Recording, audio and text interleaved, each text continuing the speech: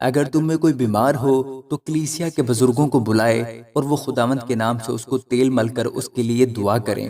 جو دعا ایمان کے ساتھ ہوگی اس کے باعث بیمار بچ جائے گا اور خداوند اسے اٹھا کھڑا کرے گا، اور اگر اس نے گناہ کیے ہوں تو ان کی بھی معافی ہو جائے گی۔ خداوند کے زندہ اور پاک کلام میں سے یعقوب اس کا 5واں باب۔ اے دولت مندو، ذرا سنو تو، تم اپنی مصیبتوں پر جو آنے والی ہیں رو اور واویلا کرو۔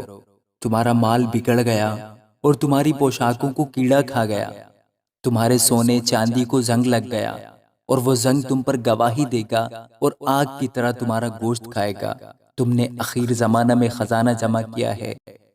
دیکھو، جن مزدوروں نے تمہارے کھیت کاٹے، ان کی وہ مزدوری جو تم نے دغا کر کے رکھ چھوڑی چلاتی ہے، اور فصل کاٹنے والوں کی فریاد رب الافواج کے کانوں تک پہنچ گئی ہے۔ تم نے زمین پر عیش و عشرت کی اور مزے اڑائے، تم نے اپنے دلوں کو ذبح کے دن موٹا تازہ کیا، تم نے راست باز شخص کو قصوروار ٹھہرایا اور قتل کیا، وہ تمہارا مقابلہ نہیں کرتا۔ پس اے بھائیو، خداوند کی آمد تک صبر کرو۔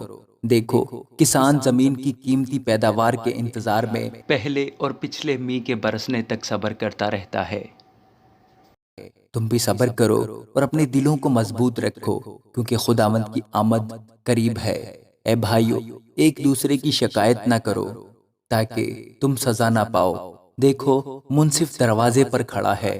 اے بھائیو، جن نبیوں نے خداوند کے نام سے کلام کیا، ان کو دکھ اٹھانے اور صبر کرنے کا نمونہ سمجھو۔ دیکھو، صبر کرنے والوں کو ہم مبارک کہتے ہیں۔ تم نے ایوب کے صبر کا حال تو سنا ہی ہے، اور خداوند کی طرف سے جو اس کا انجام ہوا اسے بھی معلوم کر لیا، جس سے خداوند کا بہت ترس اور رحم ظاہر ہوتا ہے۔ مگر اے بھائیو، سب سے بڑھ کر یہ ہے کہ قسم نہ کھاؤ، نہ آسمان کی، نہ زمین کی، نہ کسی اور چیز کی، بلکہ ہاں کی جگہ ہاں کرو اور نہیں کی جگہ نہیں، تاکہ سزا کے لائق نہ ٹھہرو۔ اگر تم میں کوئی مصیبت زدہ ہو تو دعا کرے، اگر خوش ہو تو حمد کے گیت گائے۔ اگر تم میں کوئی بیمار ہو تو کلیسیا کے بزرگوں کو بلائے اور وہ خداوند کے نام سے اس کو تیل مل کر اس کے لیے دعا کریں۔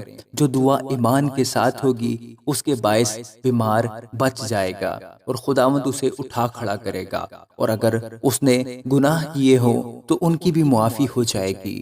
بس تم آپس میں ایک دوسرے سے اپنے اپنے گناہوں کا اقرار کرو اور ایک دوسرے کے لیے دعا کرو تاکہ شفا پاؤ۔ راست باز کی دعا کے اثر سے بہت کچھ ہو سکتا ہے۔ ایلیا ہمارا ہم طبیعت انسان تھا، اس نے بڑے جوش سے دعا کی کہ می نہ برسے، چنانچہ 3.5 برس تک زمین پر می نہ برسا۔ پھر اس نے دعا کی تو آسمان سے پانی برسا اور زمین میں پیداوار ہوئی۔ اے میرے بھائیو، اگر تم میں کوئی راہ حق سے گمراہ ہو جائے اور کوئی اس کو پھیر لائے، تو وہ یہ جان لے کہ جو کوئی کسی گنہگار کو اس کی گمراہی سے پھیر لائے گا، وہ ایک جان کو موت سے بچائے گا اور بہت سے گناہوں پر پردہ ڈالے گا۔ آمین۔